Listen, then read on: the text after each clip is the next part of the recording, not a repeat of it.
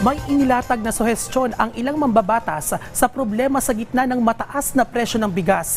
Ilang ahensya rin ng pamahalaan ang kumikilos sa harap ng pagsusulong na amyendahan ang Rice Tarification Law. May detalye si Clazel Pardilla.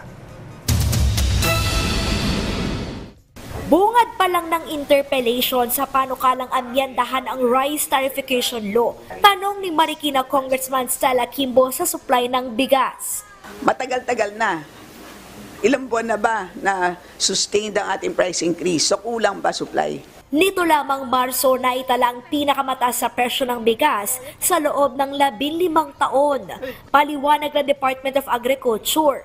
Because po tayo ay liberalize, natatranslate din po yung global prices sa domestic.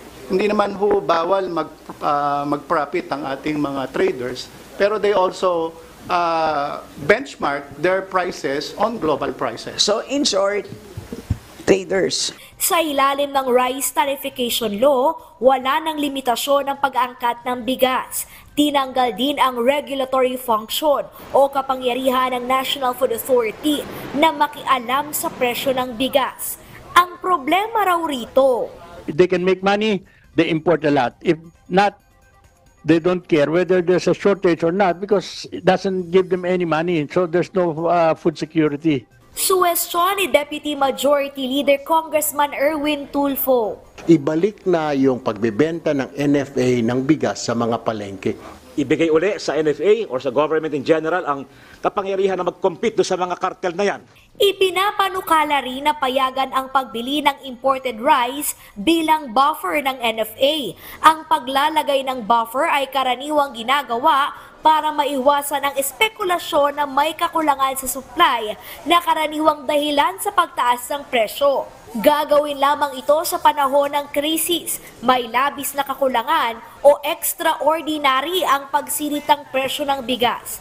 Pinaamyendahan din ang isang probisyon sa RTL na nakatakdang mapaso sa taong 2025. Pinalalawig ang implementasyon ng Rice Competitiveness Enhancement Fund na nagbibigay ng 10 bilyong pisong pondo kada taon para sa pamamahagi ng libreng makinarya, binhi, pautang at pagsasanay sa mga magsasaka.